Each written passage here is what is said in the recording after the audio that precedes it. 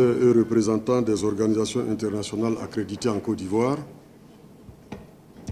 Monsieur le représentant résident du Fonds monétaire international, Mesdames et Messieurs les directeurs généraux, Monsieur le directeur national de la Banque centrale des États de l'Afrique de l'Ouest, Madame la directrice de l'Afritak de l'Ouest, Mesdames et Messieurs les membres du comité d'orientation, honorables invités, Mesdames et Messieurs, je voudrais, au nom de son Excellence M. Alassane Ouattara, Président de la République et du Premier ministre, vous souhaiter la cordiale bienvenue à cette 28e réunion du comité d'orientation de l'Afrique de l'Ouest. Je me réjouis de présider l'ouverture de cette réunion qui se tient cette année en Côte d'Ivoire, pays des sièges qui assure, après le Burkina Faso, la présidence du comité d'orientation de l'Afrique de l'Ouest depuis le mois de mai 2017 pour un mandat de 2 ans. Distingués membres du comité d'orientation, Mesdames et Messieurs, permettez-moi de saluer au nom des États membres de l'Afrique de l'Ouest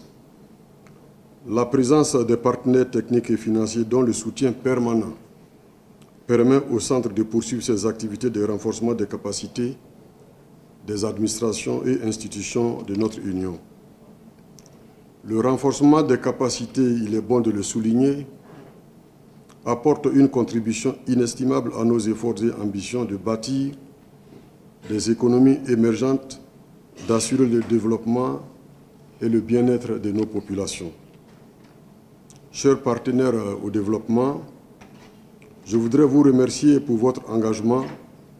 vos contributions et vos orientations qui permettent à nos États de bénéficier de l'expertise du Fonds monétaire international fournie au plan local par les conseillers et experts de l'Afrique de l'Ouest. Je suis convaincu que la présentation qui sera faite à ma suite sur l'initiative compacte avec l'Afrique par le Conseil économique et financier de l'Allemagne s'inscrira dans cette logique. Comme vous le savez, nos États apprécient cette assistance technique de proximité focalisée sur des actions concrètes basées sur nos priorités et répondant de façon flexible à nos besoins. Les engagements pris par les pays membres pour le financement des activités du Centre attestent de notre volonté d'être partie prenante et acteur de sa gouvernance. Mesdames et Messieurs, les activités menées par l'Afrique de l'Ouest depuis sa création en 2003 et surtout au cours du 3e cycle de financement qui a duré de 2009 à mai 2017 ont permis aux États membres de faire progresser leurs réformes structurelles et de développer les capacités humaines et institutionnelles. À titre d'illustration de l'impact positif de l'assistance technique dans mon pays et au niveau régional, au cours du cycle 3 de financement du Centre, je citerai entre autres la mise en place d'un système automatisé de gestion des risques dans l'administration douanière. Ce mécanisme entièrement opérationnel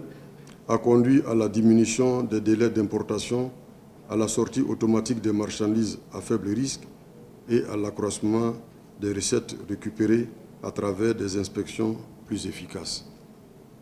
En outre, avec l'appui de l'Afrique de l'Ouest, tous les pays membres ont renforcé leurs centres de moyennes entreprises, ce qui a permis d'améliorer le recouvrement de la taxe sur la valeur ajoutée, la TVA, de réduire les arriérés d'impôts et d'élargir l'assiette fiscale. Cette assistance technique a également aidé plusieurs pays à faire avancer les réformes des finances publiques en conformité avec les directives de l'UEMOA et les bonnes pratiques internationales. Plusieurs autres résultats concrets et enregistrés dans les pays membres avec l'appui de l'Afrique de l'Ouest permettent d'affirmer que le bilan des activités de l'Afrique de l'Ouest dans la région reste globalement positif.